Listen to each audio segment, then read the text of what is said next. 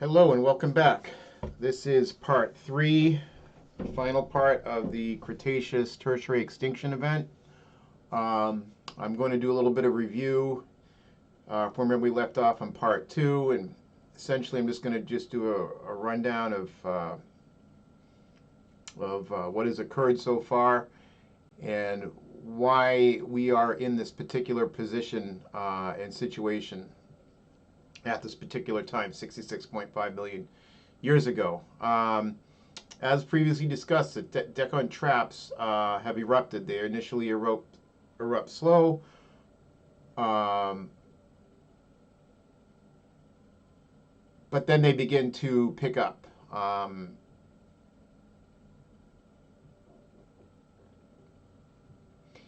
And as they do, they begin to start to flip-flop the climate.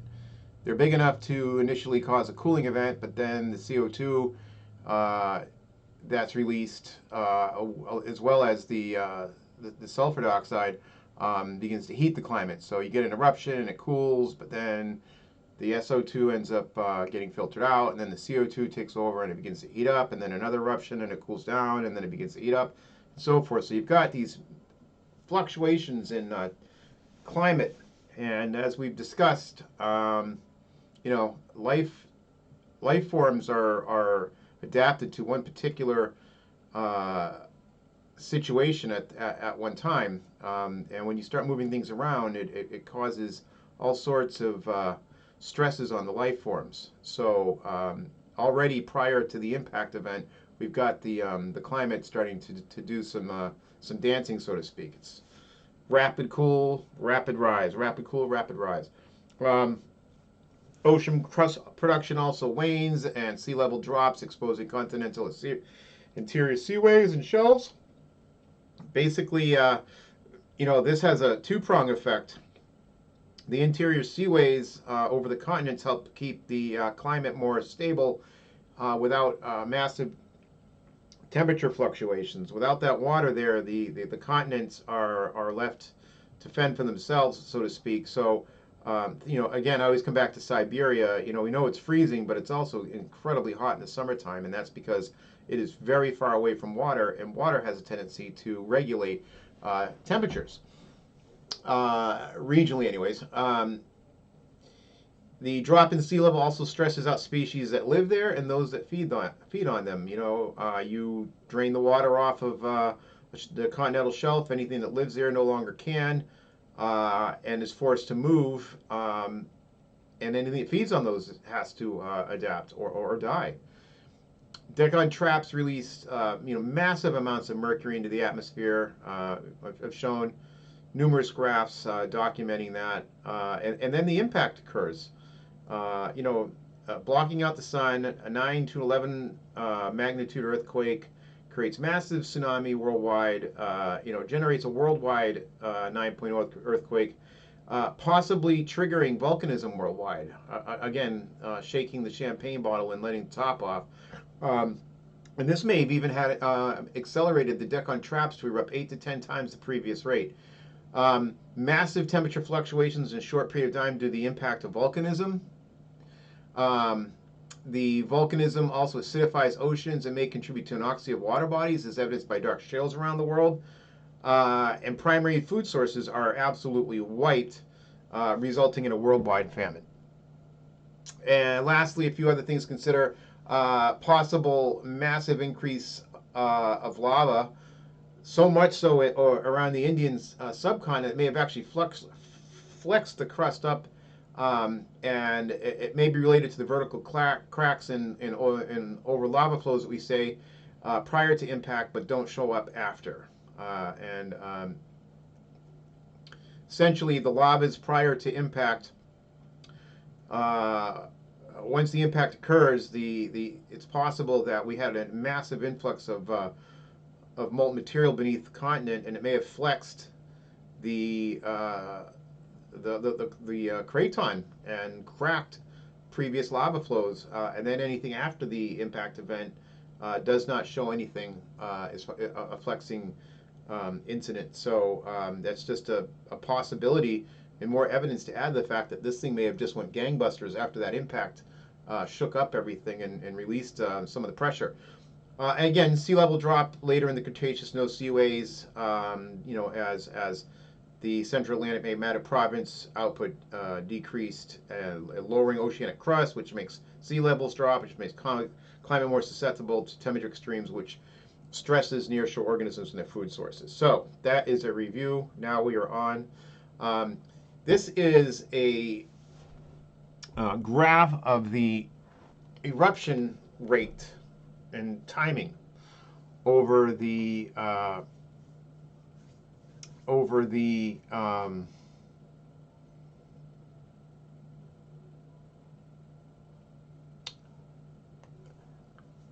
impact event. So in other words, prior to 66.15 million years, I'm sorry, 66.05 million years, we have some, they've been erupting for, what's it, about 300,000 years. You've had some pulses, you've had some lavas, you've had some climate fluctuations, but really the girth of this has not shown up yet. And then the impact event hits, and there's a huge fluctuation in influx of lava, which is shown on the graph right here. And basically, this is the extinction this is the impact event. This is the immediate flux of lava that comes through.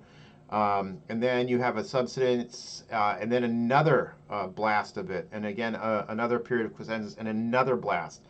And these right here you're looking at basically 2/3 of this happening after that impact event. So a lot of magma was produced after this for one reason or another. Whether or not they're related, that's still up to debate. But I mean, this certainly is convincing evidence to me that this triggered something.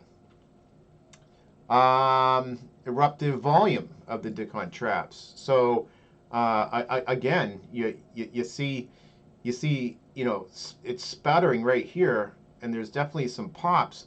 But my God, what you see happens after that is on just magnitudes so much larger than what was going on before. So this is just a very convincing graph to say that yes, that the impact definitely shook things up and gave you a much more vast amount of magma came out of that area after the impact event had. I mean, here it is right here, the impact, and then boom, just things go nuts. And if you're looking at this, this is where life had to deal with this right here. Up until here, it was pretty manageable. But then after this, you're just looking at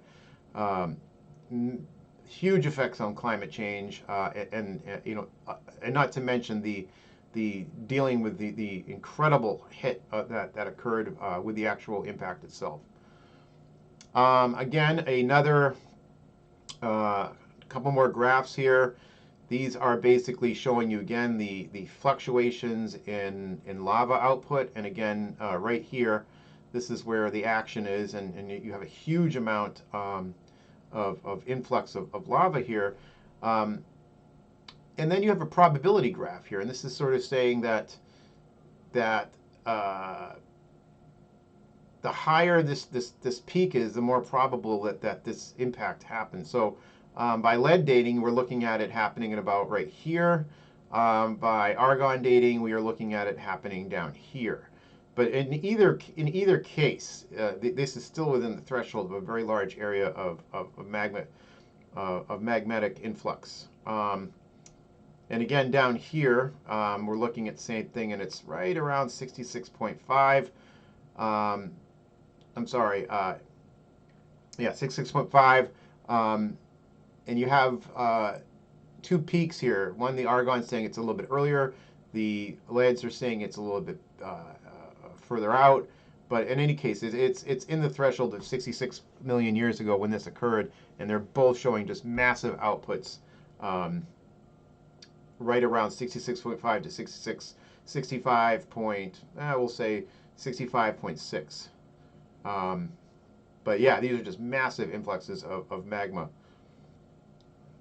The timeline and impact effects of temperature after this impact occurred. Within hours you have a massive amount of debris being injected into the air, probably blocking out the sun. Relatively quick. Temperature just absolutely rocketing. There's no real scale here because we don't know how hot it went, but it went up quick. And then, within days, you're looking at,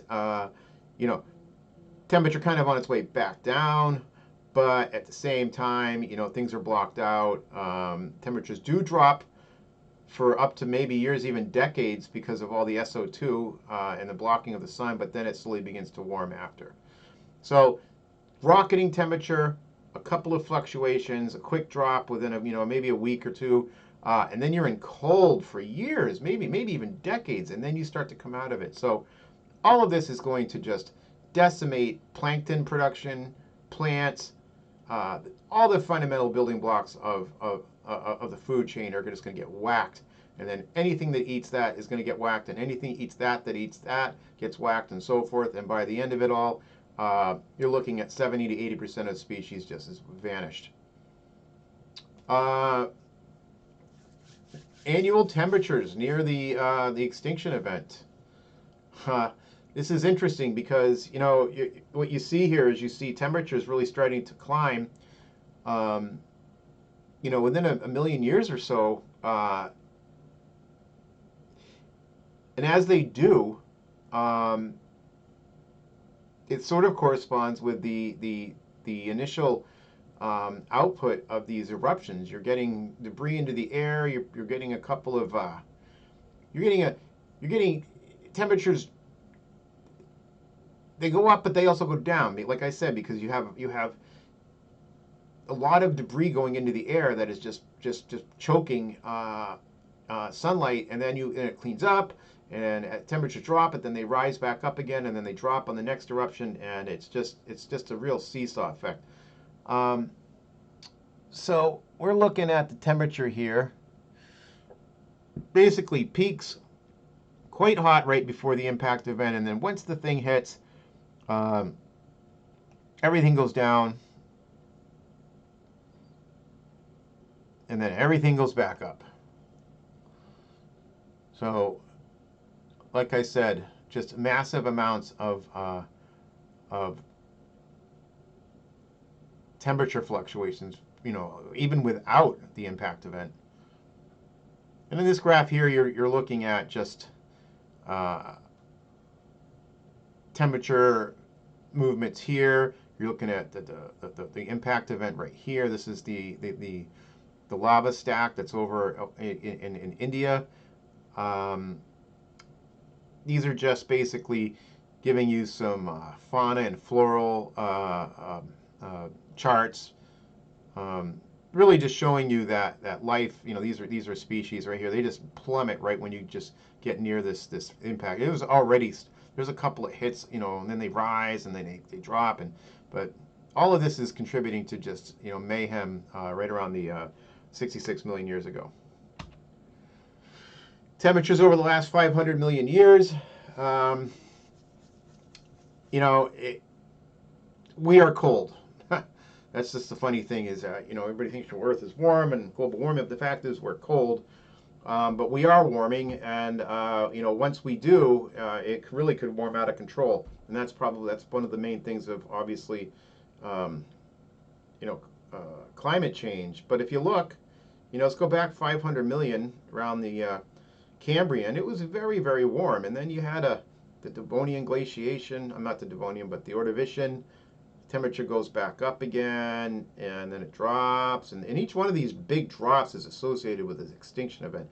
Then you get into the this is pretty much when Gondwana goes over the South Pole, and you've got ice caps right here, and it stays like that, and then boom, temperatures start rocking right before the end of the Permian, which is when we get the world's largest extinction, and you get that spike, but then everything kind of mellows out and cools off, and then you have the opening of the Atlantic.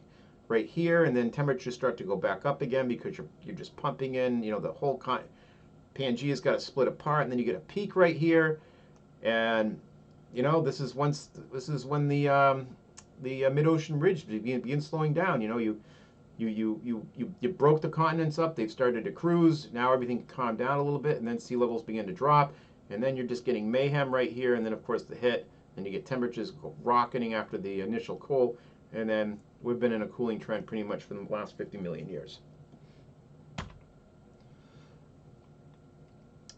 Sea level again. I just have to drive this home because this always plays a huge part in our extinction events. And there it is right there, a huge drop right here. You went from a flooded continent all the way down to the drying and the drop of sea level off the continents and the shelves. And you can see that it really, sea level just bounces around, and this is right here related to the mid-ocean ridges spreading, the breakup of Pangea. This is the coming together of Pangea.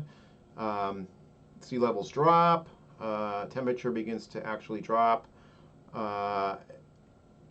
and over time, you bottom out, and then everything starts to come back up again. And again, this is really correlating to the formation of Pangea. We came out of the ice age once Gondwana went over the South Pole. Things begin to warm up.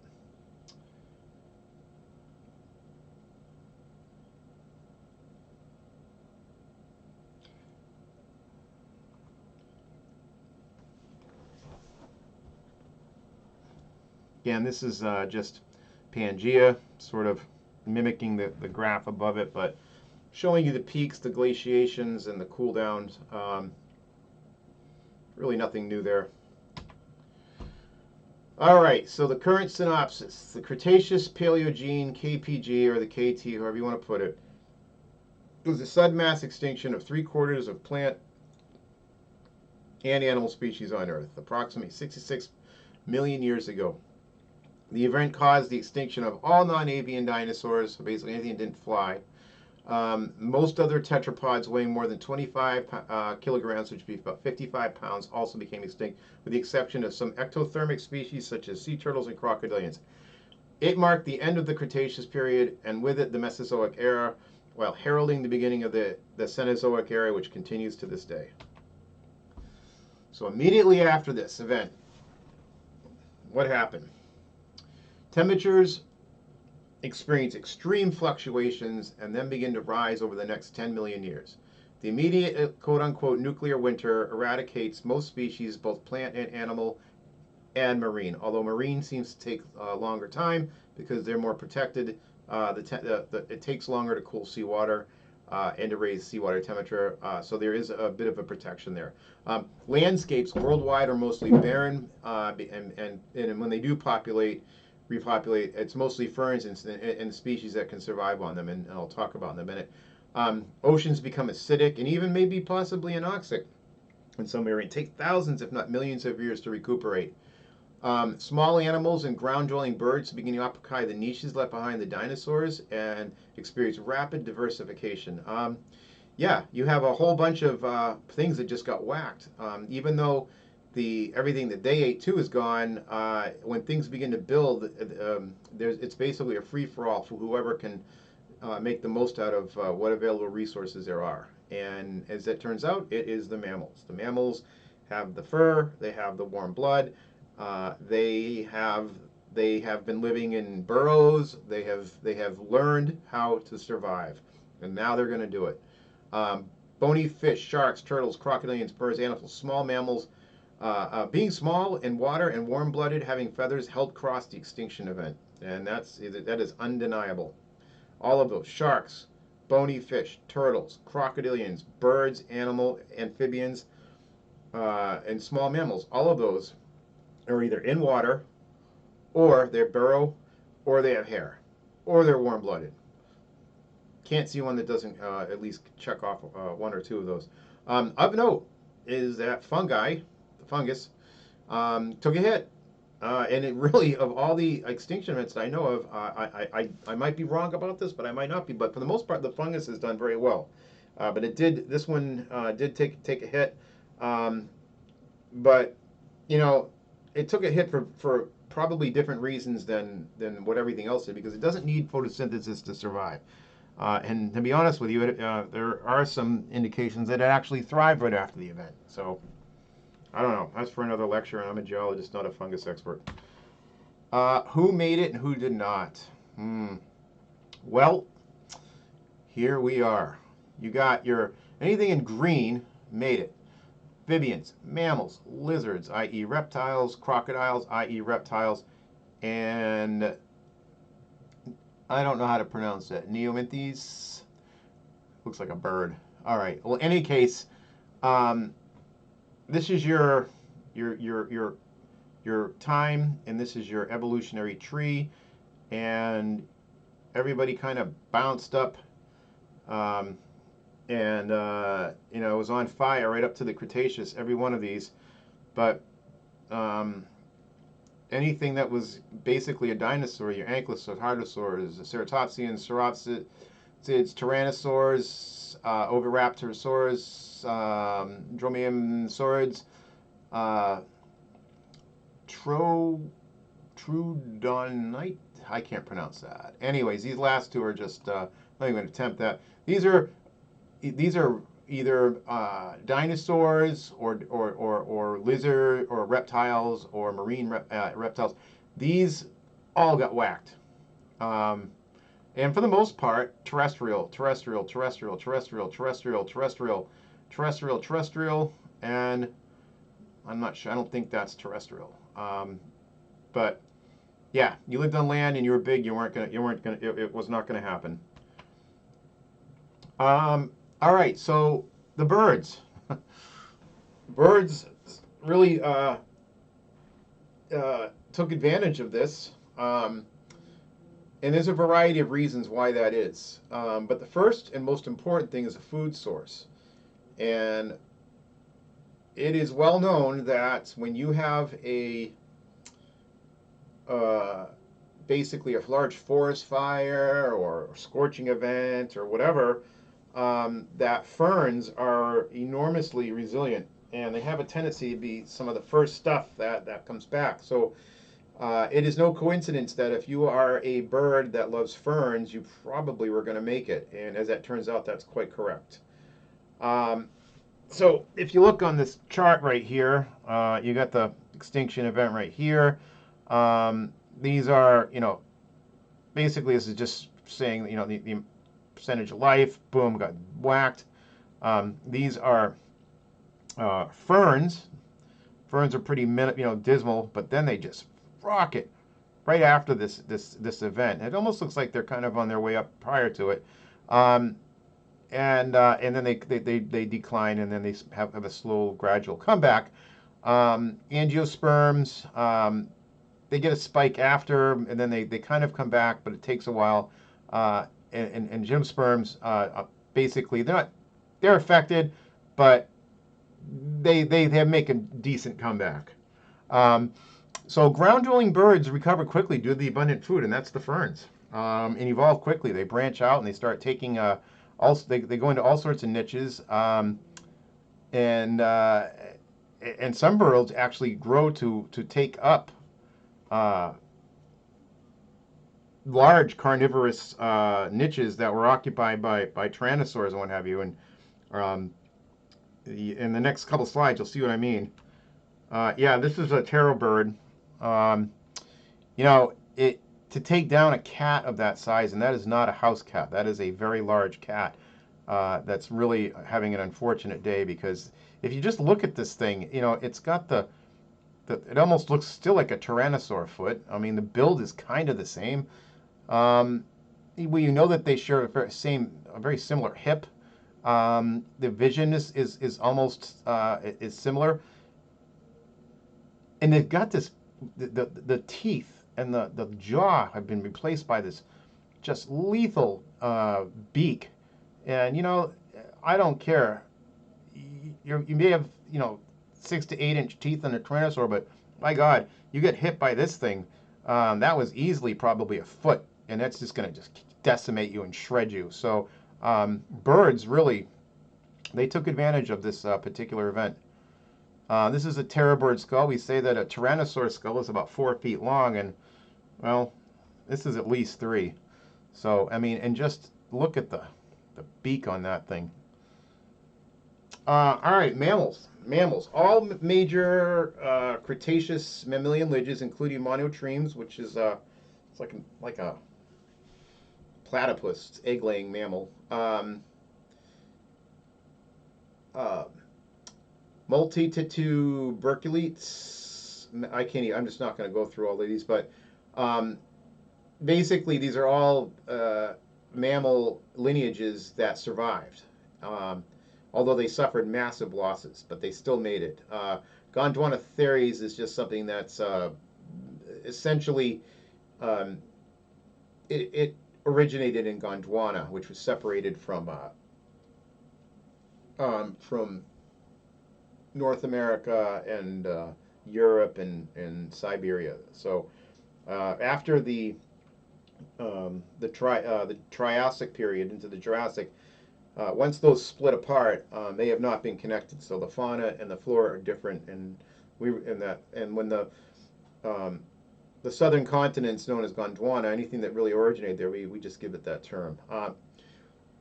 Mammalian species began diversifying approximately 30 million years prior to the extinction event. Diversification of mammals stalled across the boundary. Current research indicates that mammals did not explosively diversify across the KT boundary, despite the ecology made available by the extinction of the dinosaurs. Several mammalian orders have been interpreted as diversifying immediately after the KT boundary, including bats, Surtartiodactylia. These are whales and dolphins and even tooth ungulates. They did diversify. And although research concludes that only marsupial orders diversified soon after the KT. So some did, some didn't. The marsupial, that makes sense because that's a Gondwana, it's a Gondwanan species because it's the southern continents.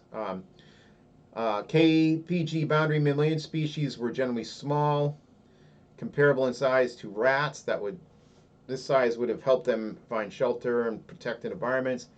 It is postulated that some early monotremes, marsupials, placentals were semi-aquatic or burrowing, as there are multiple mammalian languages with such habits today. Any burrowing or semi-aquatic mammal would have had an additional protection from the KPG boundary. And I say KPG, it's really it's KT as well. So they're just two different terms saying the same thing. So, anyways, any burrowing or semi-aquatic mammal would have had additional protection from the KT boundary environmental stresses. In conclusion, the decrease in oceanic crust production, lowered sea levels, straining any life that lived there or lived near shore in the late Cretaceous. Lower sea levels allowed weather and temperatures to become unstable and fluctuate. The Deccan Traps, large igneous primate lip, began erupting just prior to the KT boundary, releasing SO2, CO2, other toxins, mercury, not only enhancing fluctuation of global temperature, but possibly poisoning the atmosphere. A large impact event occurred while the Deccan Traps were erupting, possibly enhancing the eruptive volume output as much as 10 times. The impact event was catastrophic in that it blocked out the sun, causing immediate nuclear winter, created a worldwide tsunami, triggered massive earthquakes, and may have enhanced global volcanism. During this, sea levels and global temperatures likely fluctuated abnormally, and not just abnormally, but extreme major fluctuations. The Deccan Traps' newly massive increase in volume output eventually caused a rise in temperatures and possibly acidified the oceans and may have even contributed to anoxia. Although the Deccan Traps were previously erupting, the impact event may have accelerated them to extinction levels. So again, imagine the Earth has just got a lot of fizz in it, and that's being held down very loosely by rock caps, and something comes along and just basically just, you know, blasts the earth, and so it vibrates. So it makes perfect sense that, you know, all that pressure under rock could easily get released, or it can release some of it. Um, Life, evolution, and sea levels during the Phanerozoic. So one last time to drive my point home, I have listed on here all the extinction events that are the big five, and each one of these, again, drop in sea level, drop in sea level, drop in sea level, drop in sea level, and you guessed it, drop in sea level. All of these have this one thing in common, and you know, there are some other ones, and there are areas where sea level drops. You know, there's one right here, and this is probably, you know, a relatively minor extinction event, um, but it's almost undeniable that every time you get a drop in sea levels, you have problems. And this chart is just, you know, this is done by, I believe, what, Exxon? Yeah, Exxon. These are the petroleum people really know their, you know, uh, they really know their their topics. I mean, when it comes to petroleum, you got some really smart guys working. You know, it's like the world's best engineers crossed with the geologists that are doing this, and so they've got a really good handle on what's going on. But in any case, um, yeah, sea level drop, extinction. And then, in the words of Steve Jobs, then there is this. Um, this is not an easy map, or not an easy map to read, and I'm going to do my best to interpretate it for everybody. But this area right here, these are younger lavas. In other words, this is lower and this is higher. This is the top of a mountain. This is a valley. And what you notice is that these lines all running through this lower area. You know, you don't see it here at all. You just see it down in here. You actually don't see it here either. It sort of stops right there. You don't really see it there. You do see it here. We think, or not we, but it is possible that these lavas that are older, think of it this way: anything on this side over here is older than is younger than the impact event, and anything over here is younger. Now over here you don't have any these lines. Over here you do, and the idea is that when that thing hit and it shook, you know, it really shook the earth. It may have released. It may have enhanced the lava output. And so much so that maybe it was sudden and it actually flexed the crust and caused everything to crack. If that's possible, then this is what we're seeing right here, and it makes sense that these are flexure flexure faults or cracks, and then, but that only happened in lavas that were already in place, because you can't flex something that hasn't been produced yet. So in other words, the impact hit, it flexed everything possibly, and then all these lavas came after. But because it was after the initial flexing event, you don't see it. But here, you do see it. So it's just maybe I don't know, it's an idea. It's kicking around. So you know, who knows? Maybe there's some truth to that. And the idea is this: so you have the ground. You got some lava flows here. You get a massive a new magma intrusion, and it pushes everything up here. And when it does, it cracks all this right here. And then you have more lavas. So this is a lava flow after, but you don't have the cracks because you can't crack something that's not there. And so this came after. It is not cracked, but yet we still record the initial cracking episode that was down here. So anything that comes after this will be unfractured, but anything below it will. So these are younger, these are older than the impact event. These are younger.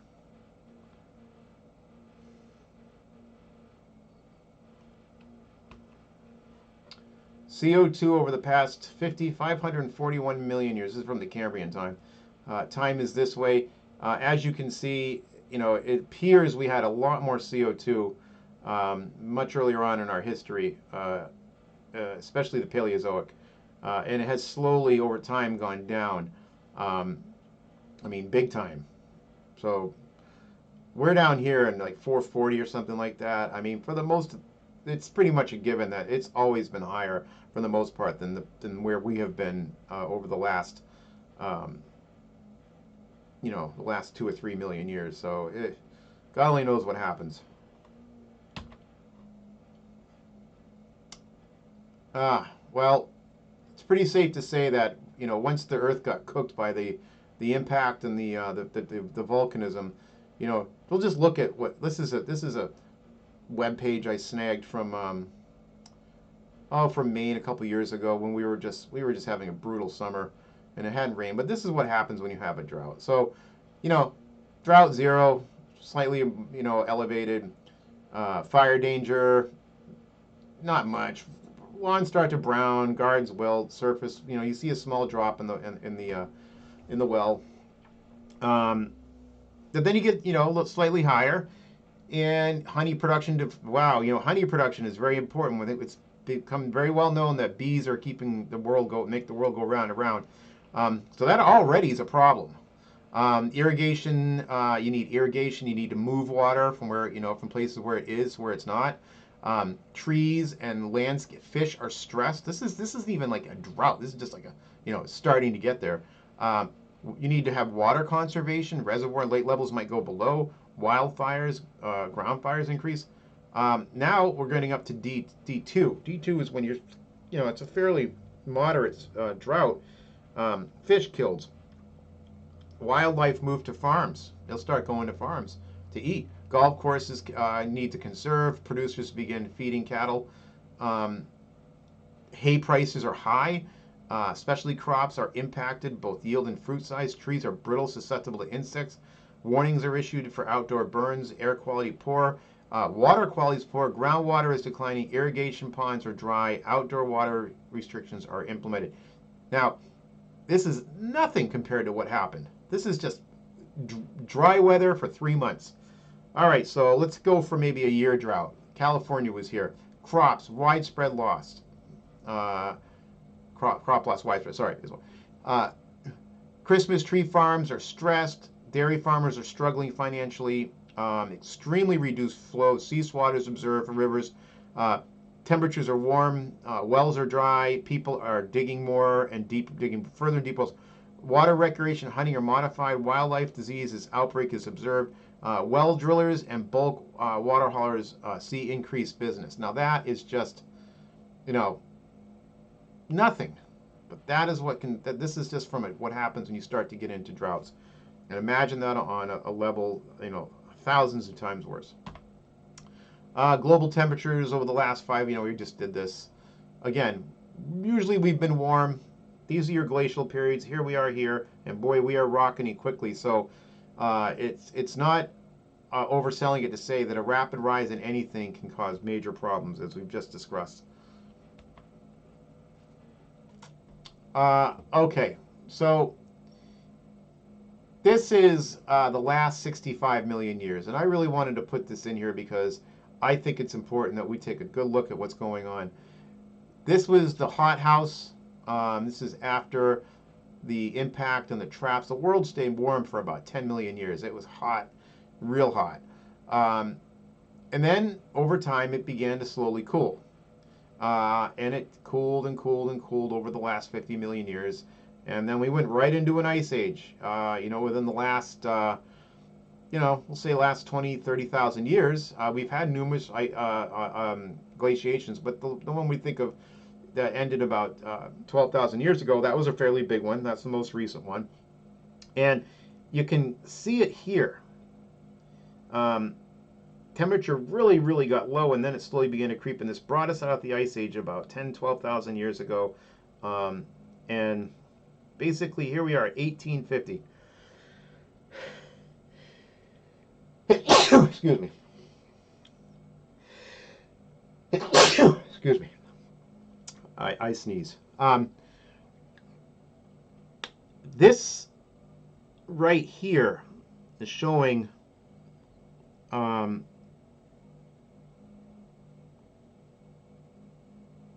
Earth right before the industrial age, and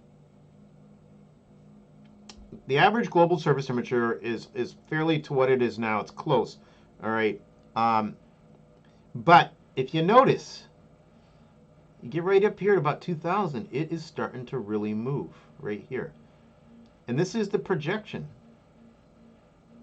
I mean, we could easily be back into, in 200 years, we could be back into a hothouse, which is something that took 40 million years for us to cool down, and we can be back there in 200 years. So, and this is really from carbon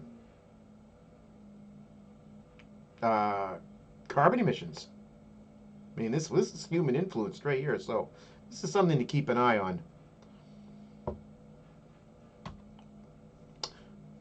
Yeah.